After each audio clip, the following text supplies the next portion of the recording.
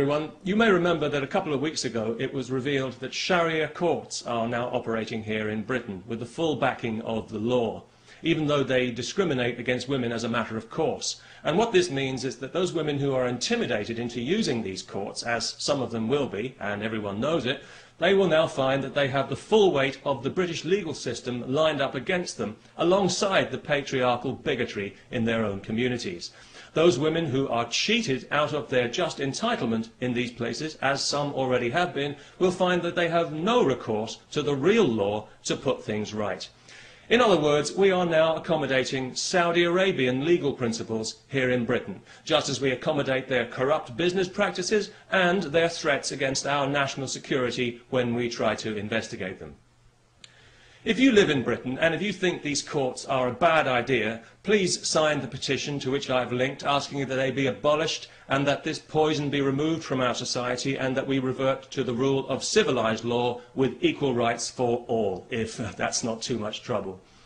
You know, over the last 11 years of this Labour government that we've had in Britain, the British people have seen their society subjected to social engineering on a massive scale by a misguided and arrogant liberal elite who, in their eagerness to fragment the fabric of our society, have actually succeeded in giving civilised values a bad name.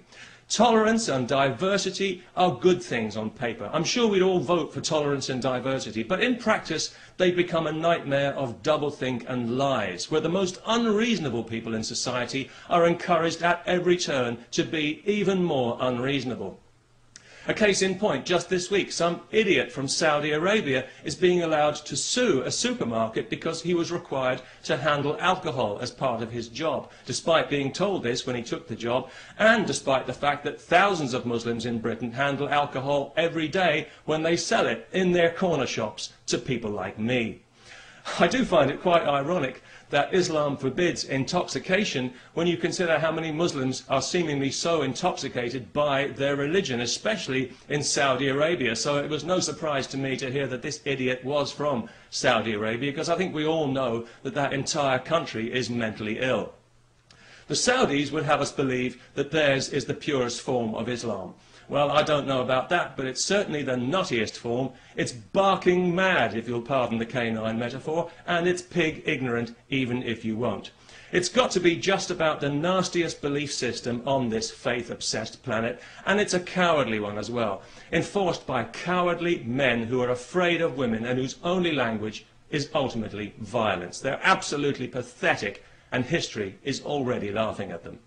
If the term human rights means anything in this world, then one day the Saudis will pay out as much in compensation for their abuse of women as the Catholic Church has for its abuse of children. And I'll certainly drink to that. Because I was out earlier today, coincidentally, buying some beer, not because I enjoy beer particularly, but because I know it offends Islam. Although it didn't seem to bother the Muslim shopkeeper I bought it from, maybe he was just being polite. Anyway, as I was leaving the shop with my beer, two women happened to walk past wearing burqas. Nothing too unusual about that, not anymore, not in London anyway, and nobody really paid it much attention, apart from one small child who I overheard describing them to her mother as letterbox ladies, which I thought was actually quite inventive and rather charming. But of course it was also deeply offensive, so we had the child put to death. No, not really. But it was lucky that neither of the women actually heard the offensive and insulting remark, because obviously each of them had her head encased in a cloth sack. So that was good, because it meant that the police didn't have to be called, no human rights people needed to get involved, and nobody required any financial compensation for hurt feelings, which I thought made a very pleasant change indeed. And of course, as a result, we didn't have to listen to any propaganda sound bites from some Islamist Saudi shill at the Muslim Council of Britain. So all in all, it worked out for the best. And it just goes to show that these things don't always have to end in tears. Peace, especially to everyone who remembers to sign the petition.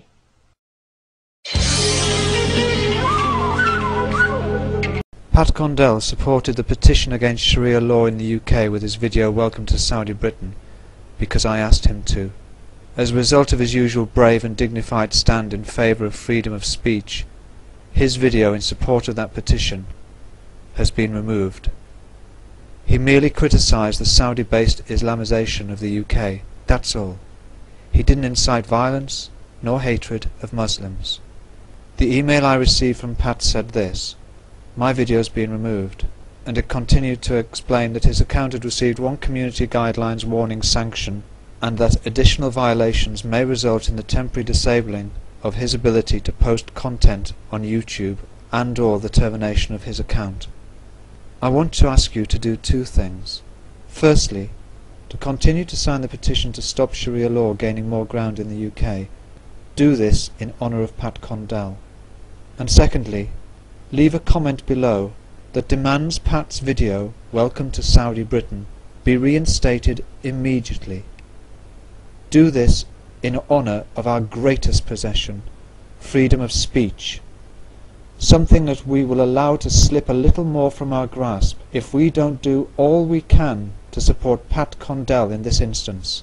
I for one will cease to use Google as my search engine if YouTube, which is owned by Google, does not reinstate Pat's video within the next 7 days. I ask you to use your voice on this video to persuade YouTube to overturn this lamentable decision. We do not live in Saudi Arabia. We do not adhere to Islamic rules about non-criticism of Islam. We are free to criticize Islam. Pat Condell is free to criticize Islam. If Pat Condell's video is not reinstated, I personally will do all I can to peacefully but firmly fight YouTube and encourage as many people as possible to cease using their products for the foreseeable future. My question to you is this: if a voice as humorous and high profile as Pat Condell's can be silenced when merely asking people to sign a legal petition, who's going to hear our voices? We little people. Please act now, before it's too late.